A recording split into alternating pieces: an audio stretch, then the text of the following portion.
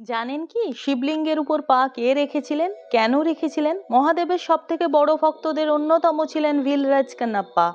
উনি 24 ঘন্টা ভগবান শিবের আরাধনা করতেন। একবার মহাদেব ভিলরাজ কান্নাপ্পার পরীক্ষা নেন। কান্নাপ্পা তখন মহাদেবের অভিষেক করছিল। হঠাৎই দেখলেন শিবের একটি নেত্র থেকে অবিরাম রক্ত পড়ছিল। এটা দেখে কান্নাপ্পা খুব ভয় পেয়ে গেল। তখন শীঘ্রই তার একটা চোখ বের করে শিবলিঙ্গে লাগিয়ে দেন। তাতে শিবের একটা নেত্র থেকে রক্ত পড়া বন্ধ হয়ে যায়।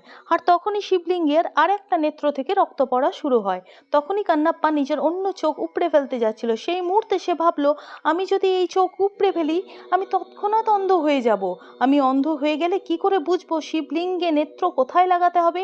সেই জন্য কান্নাপ্পা নিজের পায়ের আঙুলকে শিবলিঙ্গে নেত্রের উপর রাখে এবং তীর দিয়ে নিজের দ্বিতীয় চক্ষু উপড়ে ফেললেন এবং শিবলিঙ্গে লাগালেন। এটা দেখে মহাদেব খুব খুশি হলেন এবং কান্নাপ্পাকে দর্শন দিলেন।